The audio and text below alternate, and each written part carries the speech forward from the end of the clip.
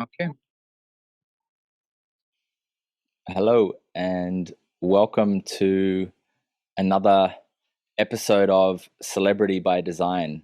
Um, this is a project Fabrice and I are into where we're looking at celebrities, different people that we know, that we can see, that we have enough of a sense of when we look at them out in the world, that we can then assert and look at human design elements and see how they're represented in this person. So we're having the opportunity to look at a body graph and the design and see how that manifests into reality through this person's being, through this personality that is in front of us. So today we are looking at Russell Brand. We all know Russell Brand. Some of us, I would say most of us probably love him. I'm not sure if there are any great dissenters. And he's a very interesting character because his design speaks so much, very clearly, to how we can perceive him in the world. It's quite easy to see what's represented here. So welcome, Fabrice. Yeah, thank you for the introduction. I agree totally. I think one of the reasons we wanted to do his chart today is because it's one of those that just speaks very loudly, and a lot of different elements that we can talk about, the things that are just pretty obvious about him. So I think it's going to be a fun one. Yeah, absolutely. You wanna get us going? Yeah, well, there's two things for me that strike me at first. If I just look at the chart, it's like, oh wow, like literally everything leads to the throat. And Mm-hmm. before we even start discussing all the channels leading to the throat, it just makes total sense. Like he just never stops talking. Everything he does is just always talking. There's always more to say, and there's so much energy behind it as well. You can tell it feels like he could just go on and on and on and on and just keep on talking all the time, and it makes sense. Like, you know, being a manifesting generator and being this pure manifesting generator from this channel here, but then also the emotional manifestor channel, the ego manifestor channel, all of that together is a lot. And then on top of it, the ajna connected to the throat as well. So there's 4 different centers through which he can communicate and get his speech across. So that's the first thing that strikes me. And then the other one is that he's a 2-4, and knowing him and his personality and being, a bit of a showman, and always being attention seeking and just kind of loving to be that guy. It also makes a lot of sense. He's always been a lot of a performer, entertainer, and so that those for me were the two things. Like, oh, okay, yeah, that makes sense. And then there's other elements that we're going to look into, maybe through connected to more personal aspects of his story.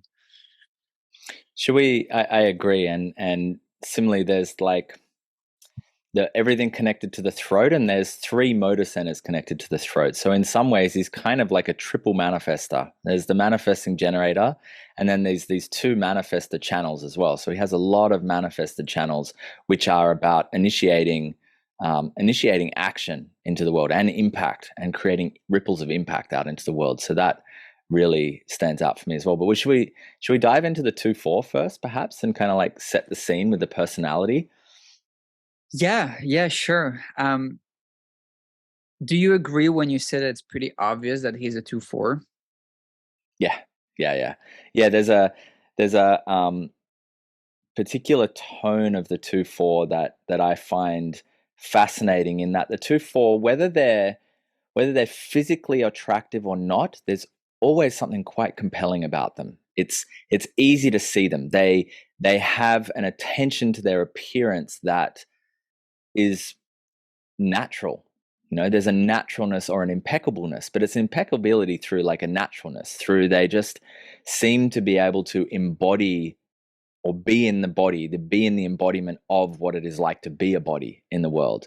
And my consistent experience is 2-4 people generally have some kind of allure about them very easily, very effortlessly. Sometimes they might not even necessarily understand that they do, but they have this sense of, and they like to be looked at. My experience is 2-4 people like to be looked at, like to be seen, as much as they also don't want to be seen. There is that interesting tension for the line 2 there. Yeah, they can be very hungry for attention. like especially like that second line really, really wants that attention. And again, sometimes it's repressed, but deep down there's, the fetish there for the second line is attention.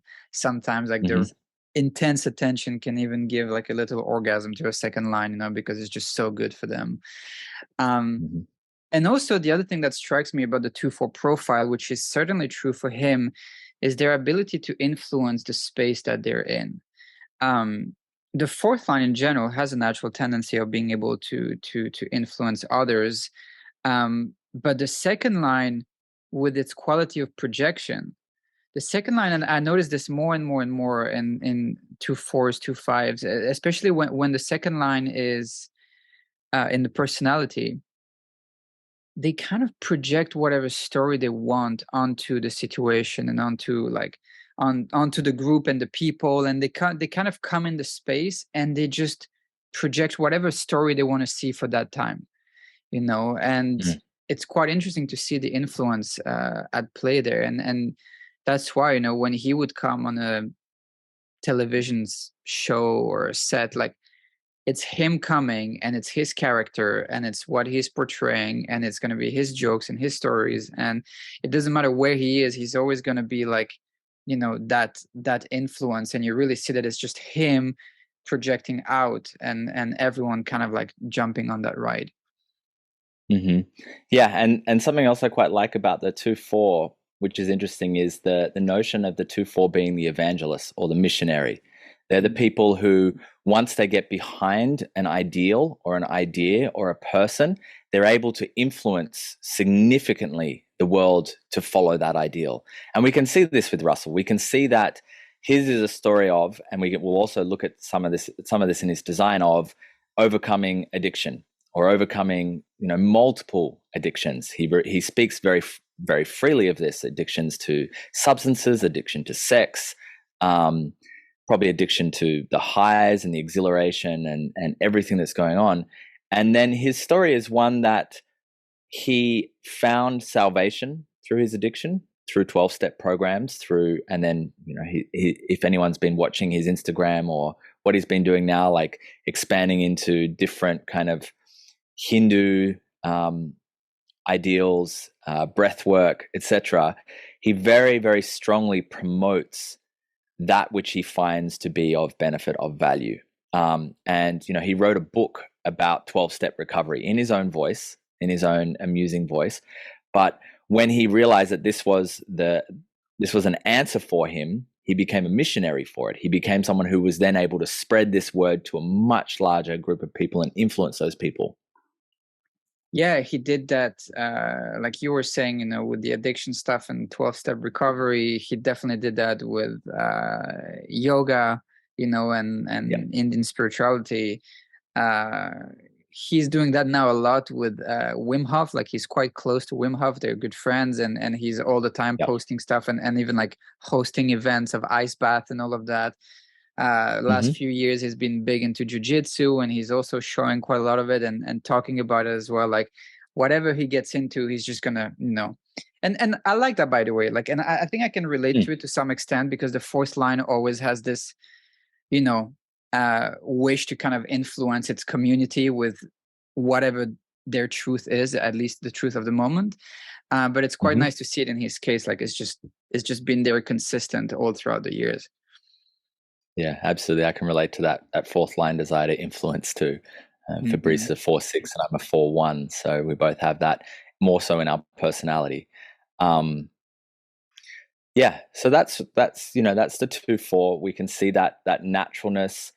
Something that's interesting about the 2-4 as well is that they tend to pick up things quite naturally, yet can struggle to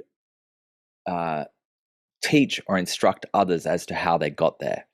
And so at one point I went down a little journey of like looking at some of Russell Brand's instructionals about breath work, etc. And I found myself getting really confused, to be honest. So there's this interesting way. It's like he's got it, he understands, but would he be able to teach very clearly about in a structured way, like a line one would, about comedy or acting or whatever he does? There's that naturalness to his his way of being. Yeah, and it's good to point out that, for those who don't know, he started as an actor. He started as a performer, and until now he's still doing also live shows, and it's part stand-up comedy, part political talks, or part stuff connected to addiction. But he still spends a lot of time on a stage. I don't think he's doing much behind the camera these days, but there's always been this kind of performer aspect, and it's nice to see over time the transition from like just pure performance and like look at me to maturing in his influence over the world, and using using the attention in a more and more refined way to actually really help people. Yeah, that's something I definitely really appreciate about Russell. Is like you said, maturation was the word that came to me as well. As there's been a real maturation of his responsibility, like an understanding of his ability to influence and impact, and like we said, again, there's these three motors connected to the throat, a lot of impact there, and being responsible for what it is that he's promoting to the world. His podcast has such a wide variety of guests that come onto it. I think he just recently did one with Eckhart Tolle, so there's like, he really speaks to lots of different people. He's very critical of some of the political issues that are happening in the UK and in the world, and really seems to be leveraging his platform based on his natural charisma for an influence, for an influence that I imagine feels really true for him. It feels really inspiring for him. Yeah, and I appreciate like he's very genuine and honest in his interactions with the guests on the podcast, like sometimes even kind of like arguing and not agreeing on certain points and so on. So it's always very interesting. The one thing that I will note, and it's definitely a quality of the second line. So he does his podcast, but then he also has on his YouTube channel, like I think almost every day he's posting a video that he just records from home, and it's usually connected to some world events. It's mostly following the news, and but usually it's pointed at something that where someone fucked up, or where some kind of a conspiracy theory or something that came out to be true, something connected to the government or to the ultra rich or to the and on one hand it's nice and it's important to talk about those things. On the other hand, there is always this same tone of, oh, look at what the ultra rich is doing again. Like it's always like, and it's the second line thing of like, there's a slight denial in maybe personal responsibility or the ability even to relate to them in some ways. And it's always like the others there, the bad guys. And there's always that undertone, which can easily feed into this, mind of conspiracy. And it's us, and the second line is known sometimes to also play the victim and to just be in denial and just project everything on others. And so I find that tone there, which again is sometimes typical of second line as well. Yeah.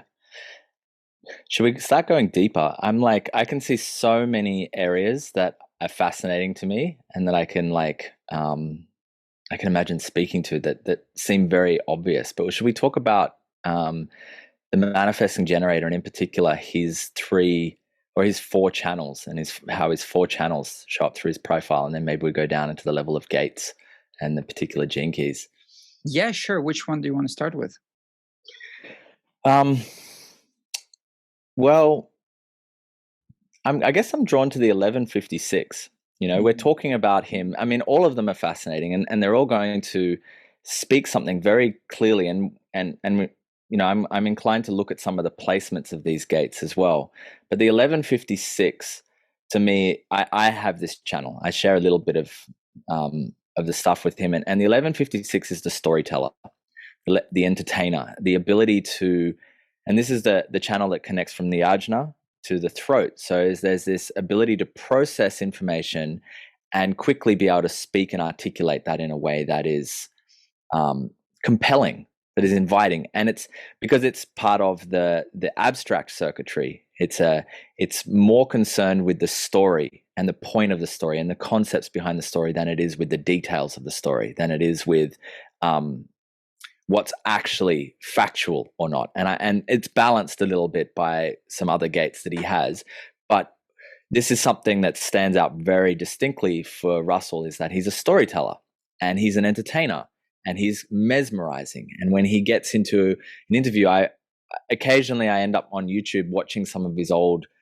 clips where he's talking on different talk shows and he's just outrageously flirting. He just takes up the whole space.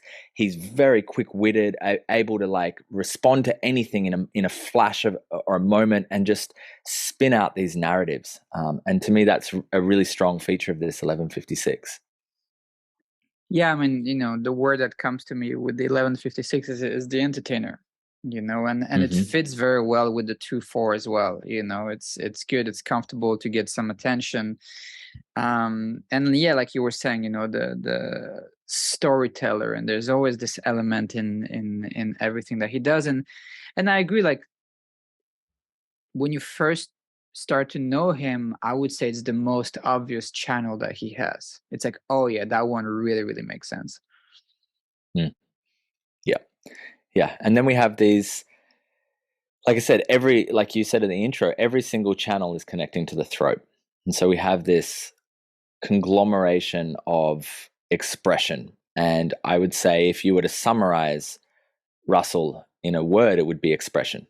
It would be the captivatingness of his voice, his ability to come into a scene, come into any situation and just take all of the attention. And there were many interviews where people interviewing him become quite flustered just by his mesmerizing ability to just harness speech and the power of speech. And so we have these other 3 channels. We have the next to 35, 36, which is an emotional channel. But this channel is we looked at this when we talked about Jordan Peterson as well. It's the jack of all trades, or the explorer, or the adventurer. And my understanding is that it really impacts through inviting or initiating people into adventure, into further and deeper experiences. Yeah, and sharing a lot of his own adventures as well. Like, like part of, and we're going to come back to the gate 35 because the theme of addiction is quite connected to it, especially in his case. The 35 is his life's work. And, a big part of his story was being a drug addict. And that's kind of the image that he had for the longest time. And, drug addict, sex addict, just that was who he was, playing that character.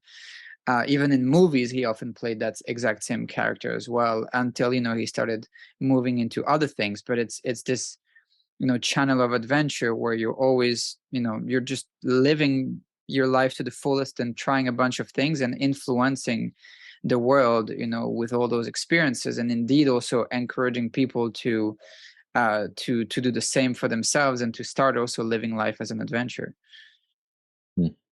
Yeah, maybe we should talk a little bit about the 35. This part of this channel is, like you said, his life's work. In the Gene Keys, it's the shadow of hunger, and we can see that early on. But as it transmutes, as it matures, it becomes the gift of adventure and the city of boundlessness. And I could see that. You can see that in Russell. You could see if you look at his very early stuff, early MTV stuff, where his hair's even bigger and he's like as he speaks of like an incessant hunger. I remember one quote from, I think it was Get Him to the Greek, where and it's interesting because he kind of was playing himself in the movies he was in. And his partner says, you can turn anything into addiction. Doing 10 hours of fucking yoga every single day is not normal, right? And it's again this hunger, like I gotta do the thing, I gotta like be immersed in it. And the city of boundlessness, and I see that maturation in him now. There is a boundless energy for what he's passionate about. There is like you said, showing up and recording a YouTube every single day. He's on Instagram actively, he's running podcasts, like he is in action. Yeah. typically the 35 is not always an obvious connection to addiction, but here when you hear about his life, it's really that. It's, the 35 is one of the gates of the throat. It's one of the gates of digestion as well, and of how we process food in general. And this hunger is this thing of like, it's just never enough. It's just never enough. You always need more and more and more and more, and you're never feeling satiated. It's always this need for more that makes him turn everything, like Damien was saying, everything into an extreme. It's just, you never really truly know when, well, it's never enough, and so you can always take things to the deepest of oceans, and it was certainly the case for him with drugs. Yeah. And then I also find it interesting that the other side of this channel, gate 36, is in his unconscious Jupiter, which is what we call the culture. So this side is also equally involved. This whole channel, like, what I find fascinating is that almost every single one of his channels are very prominent in his chart as well. Mm-hmm. They're in very prominent positions. So the 36, his culture being how he relates to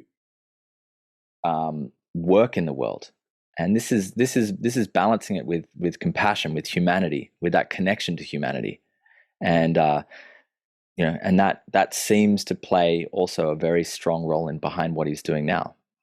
Orienting from a place of compassion and desire to be of service there. Mm-hmm. Yeah, and I mean, jumping to another channel which I feel backs everything up really well is this 2034. He has both gates twice, so you can see that the full channel is both in black and red. It's both in his personality and design, and this channel is very charismatic, because you have this immense life force which is in the 34, a sacral life force, and so also expressing himself as a sexual being, which was certainly the case, and just backing everything up, with that sacral energy. It's just giving this like really, really like strong energetical feeling to everything that he will communicate. Yeah, and the 2034 is such an interesting channel. I'm surrounded by a lot of people with this channel, and there is this deep absorption that comes upon people with this channel when it seems to be active, where they can be so immersed in their own experience. And that kind of is what it's about. It's about the immersion of their own experience that creates the ripple of charisma. They're like, oh, what is this person up to? What are they doing? They're so like in their experience. We've got gate 20, which is about presence, and we've got gate 34, which is about strength. And so we have the strength of presence that is available to people with this channel. Mm-hmm. Yeah, he certainly has it. And the one which for me was not obvious, I was like, okay, I'm not even sure what to say about. I feel like I would need to know him more personally to see how this 2145 plays out for him. Do you see something obvious in his case? Yeah, there's something interesting. So when I was looking at that channel, I can see that the 45 sits in Mercury, and conscious Mercury, which is really about speech and expression, right? And the shadow of this is dominance, and the gift is synergy. And I can see this in the way that he shows up, the way that he speaks.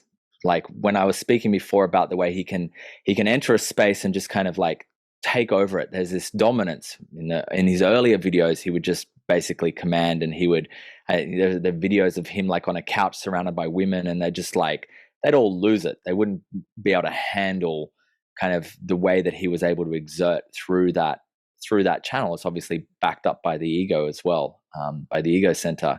And then, as it moves into synergy, I imagine that really plays out in the way that he's showing up now, the way that he's interviewing now, the way that he is able to weave, either challenge, strongly, or weave synergistically kind of shared narratives together, and I have that. I have that delight of weaving. I have this same channel as well of weaving things together. There's something deeply satisfying about that. How it shows up in the rest of him it does feel quieter compared to that. 45 feels really loud, it does feel quieter, but it's really interesting that the 21 is both in his EQ and SQ. And so I imagine the EQ and the SQ are not always super obvious, I find, until you're really close. You know, they're part of the Venus sequence in the gene keys and can happen a little bit more behind closed doors. So I'd be curious how that shows up in his relationship, shadow of control with the 21. And the 2145 as being a tribal channel as well. It is something that's acting or attempting to act on behalf of the tribe. But it's interesting that he doesn't have any other tribal circuitry except for the gate 50 there. So I wonder if that's like, you know, it does seem like it's not as strongly evident, you know, and with so much coming into the throat, you know, it's like, it's almost like, I imagine being around him when he speaks to you, it's probably just like being hit. It's probably just like so much comes at you at once. I know the 21 to 45, when I speak with it, people can be like, kind of like taken aback by it. It's quite strong. It's quite forceful, but he's also the solar plexus, also the sacral, also the ajna, all coming out through the throat. And something that, you know, I wanted to say also is because there's so much definition leading to the throat, his speech is so unique and unchanging. Like, and when you hear him, you don't need to see him. You just hear his voice. You know it's him.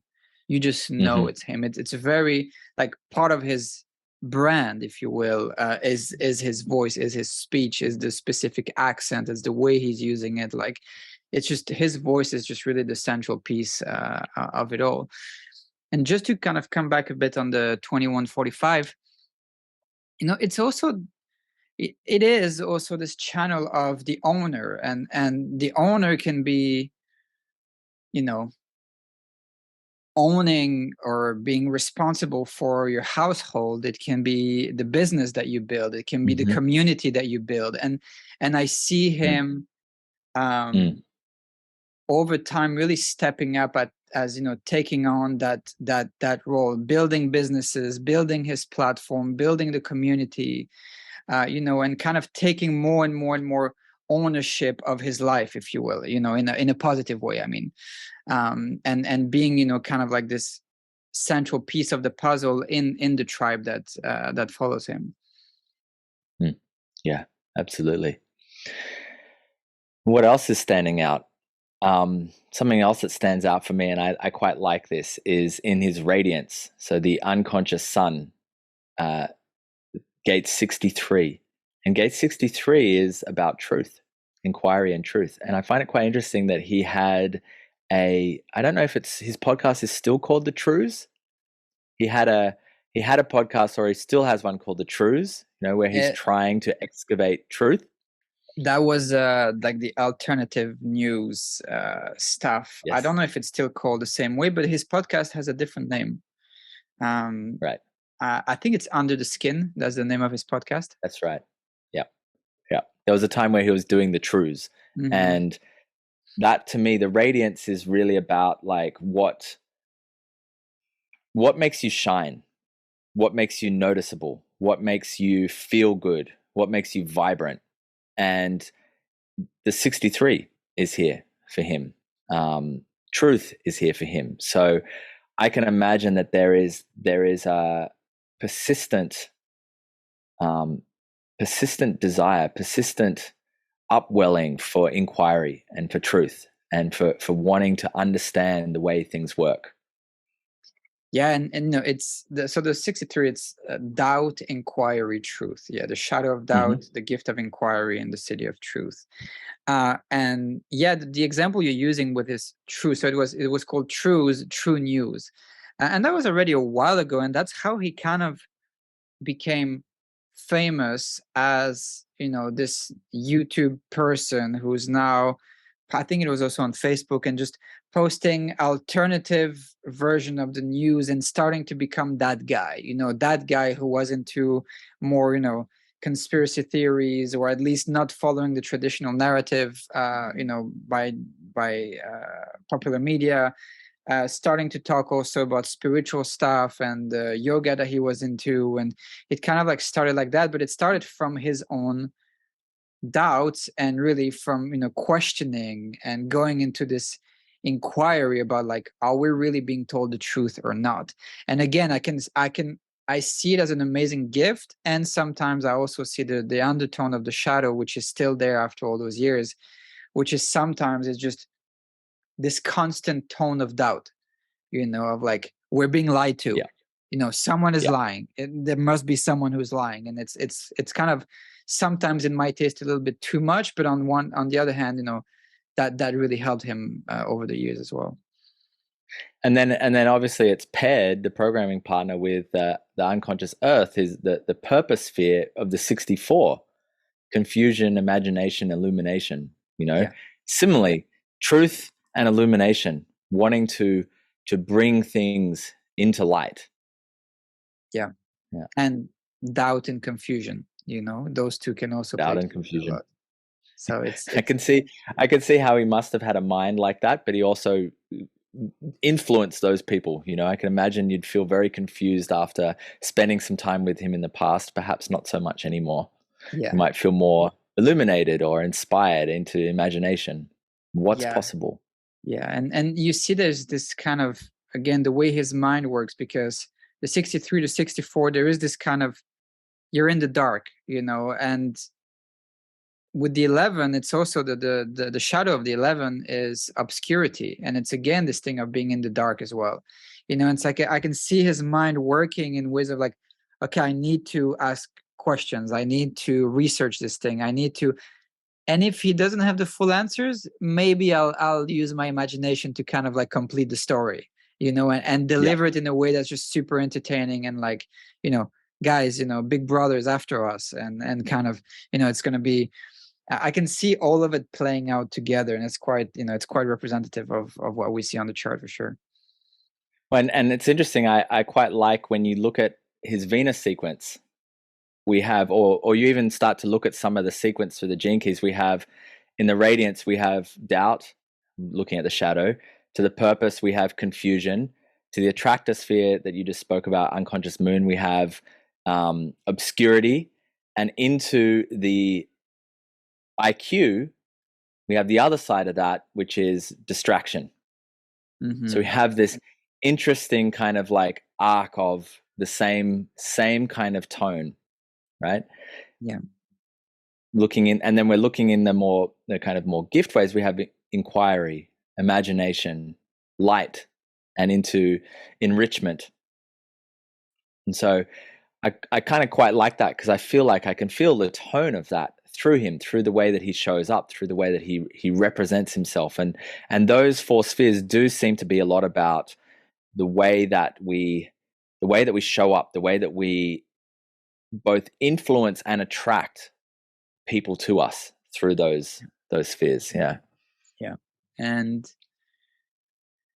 another one, if we want to talk about what's obvious on the chart, is, let's talk a little bit about his openness, not just the definition.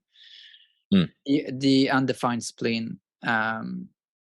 So many years of just, so with the undefined spleen, there is no natural intuition of what's healthy for you or not, and so you just learn the hard way. I'm sure if we were to look at the number of alcoholics or drug addicts or just people having very unhealthy lifestyle, there would be a dominance of undefined spleens.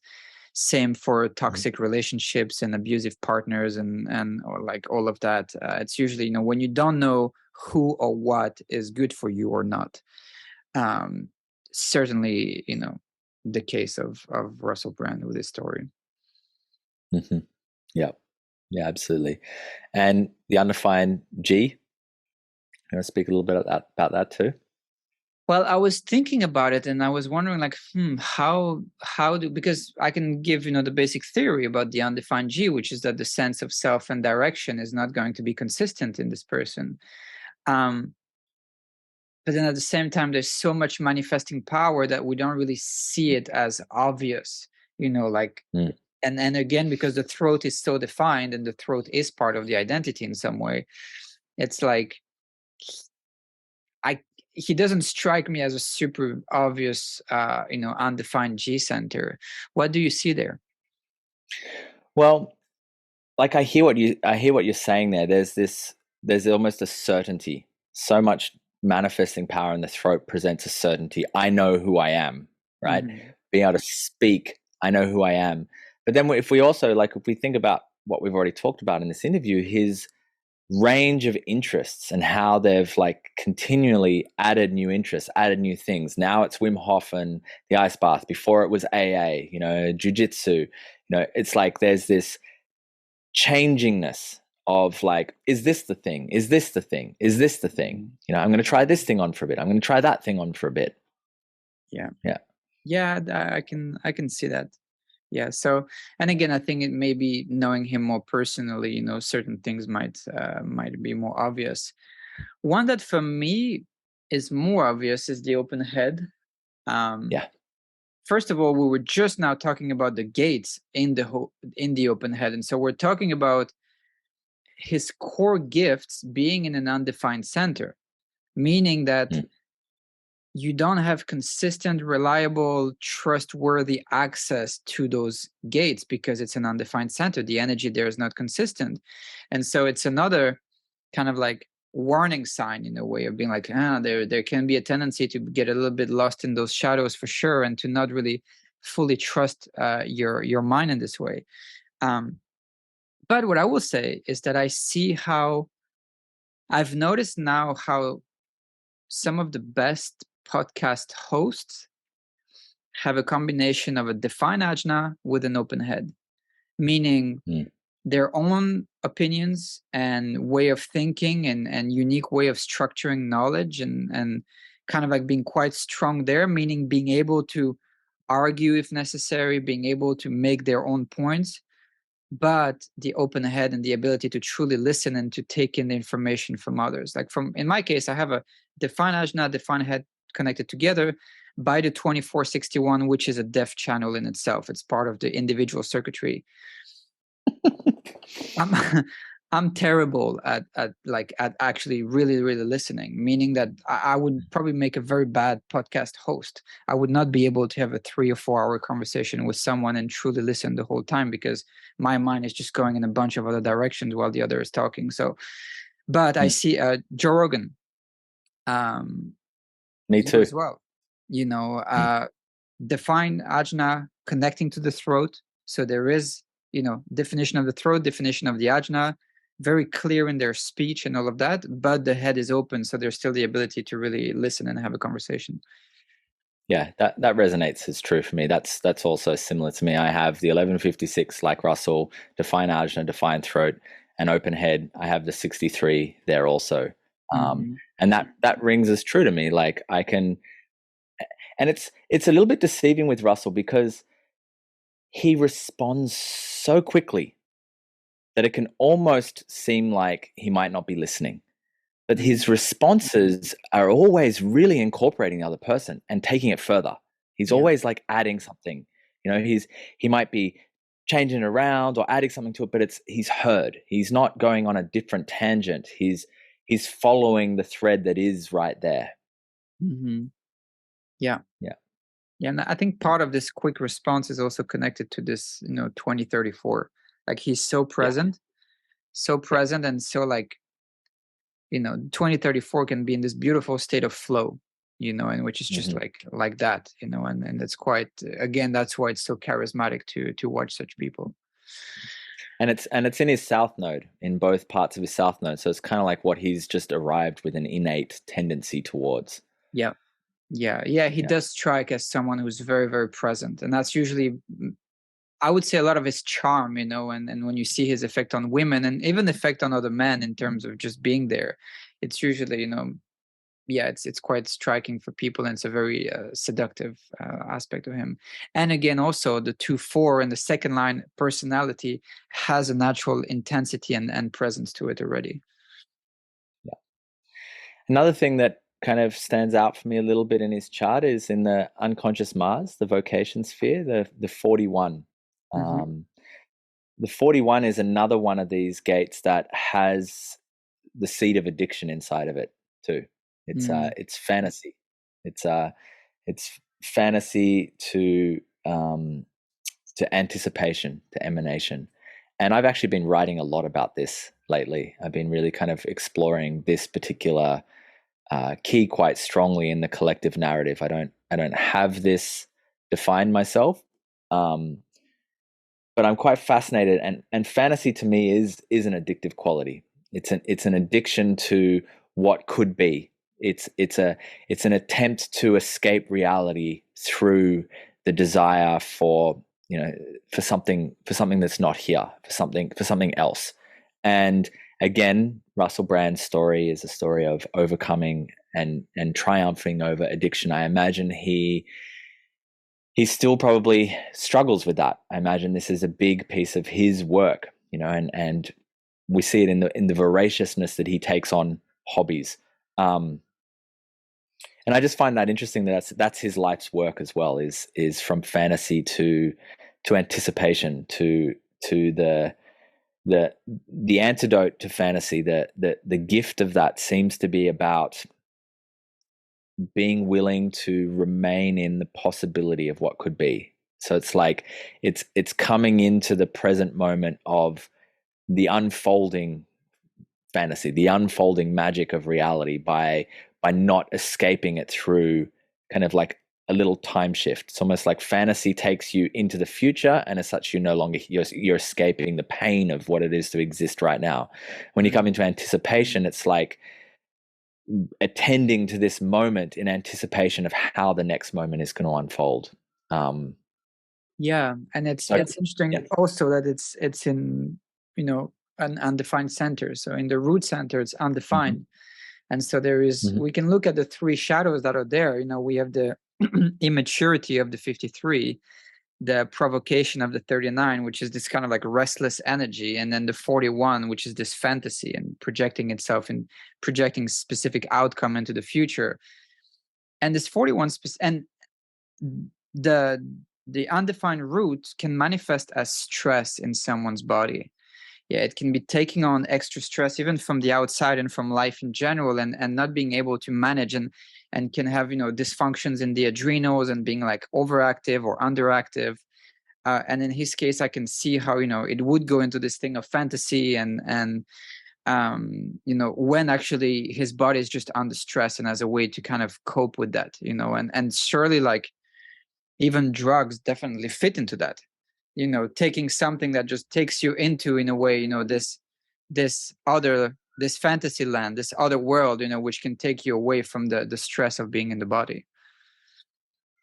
And yet you were just talking now about kind of the continuation, which is this 36-35 channel, which is part of the same circuitry. It's all like on the edge of the chart of this, collective circuitry and of experiences and adventure and so on. And so because he has this definition here and it's his life's work, at the end of the day, probably this definition is very grounding for him, and really leaving this shadow of fantasy and of this open root and of the stress there, and just really living the true adventure of his life rather than, using substances and those kinds of things. Yeah, absolutely. Anything else? Well, just to wrap up, very interesting profile. A lot of things just together and combine, like a lot of different circuits that are active. You have two channels in this sensing collective circuit.